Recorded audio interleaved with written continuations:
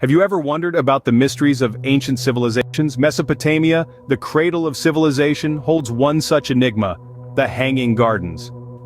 Nestled between the Tigris and Euphrates rivers, Mesopotamia, now modern-day Iraq, was once a fertile land, bustling with life and culture.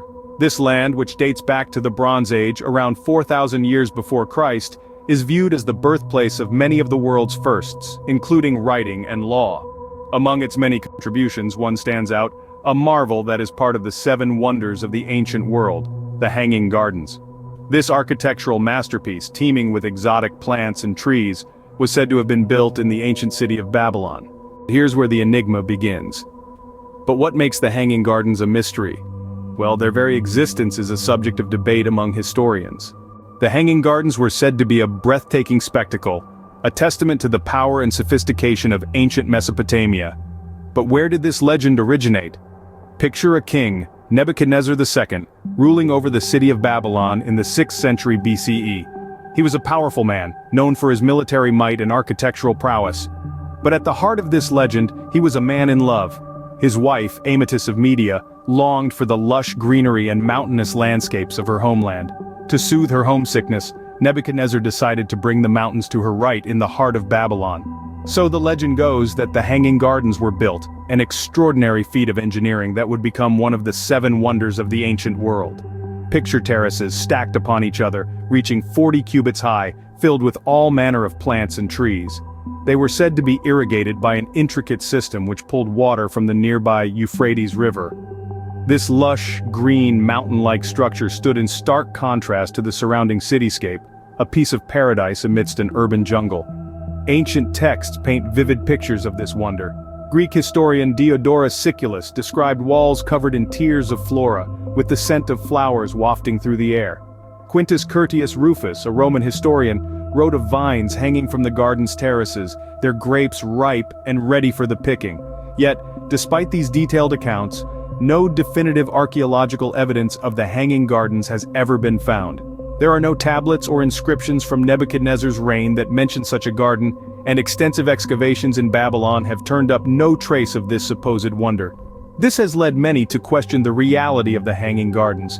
Were they just a figment of the ancient imagination, or perhaps a misinterpretation of an actual garden elsewhere? So, the Hanging Gardens, a wonder of the ancient world, might have never existed. Or perhaps we've been looking in the wrong place. Historians and archaeologists have been hunting for the Hanging Gardens for centuries. But what if they were searching in the wrong city all along? The traditional narrative places the Hanging Gardens in Babylon. Yet, there's a compelling argument that suggests we might need to rethink this long-held belief. Enter British archaeologist Stephanie Daly. She's not just another scholar in the field. Daly has dedicated years of her life to studying the ancient world of Mesopotamia, and she's come up with a theory that's as intriguing as it is controversial. Daly suggests that the Hanging Gardens were not in Babylon at all. Instead, she proposes that they were located in the city of Nineveh, hundreds of miles to the north of Babylon. Her hypothesis centers around the Assyrian king Sennacherib, who ruled from 704 to 681 BC, a few decades after the reign of the Babylonian king Nebuchadnezzar II, who is traditionally associated with the gardens. Daly's research points to Sennacherib's inscriptions, which describe a palace with a garden boasting all kinds of fauna and flora, a veritable wonder of the ancient world. She also points to the technological prowess of the Assyrians, who had mastered complex irrigation systems, potentially capable of sustaining a garden of such grandeur.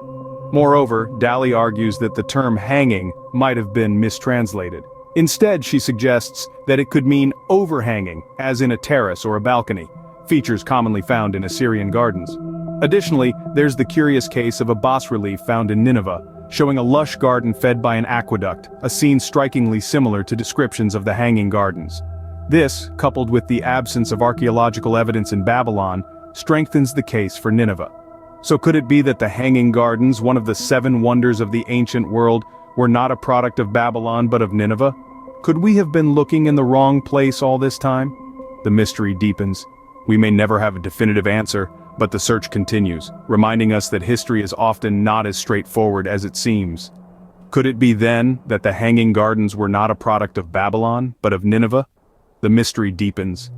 Whether they existed or not, the Hanging Gardens have left an indelible mark on our collective imagination.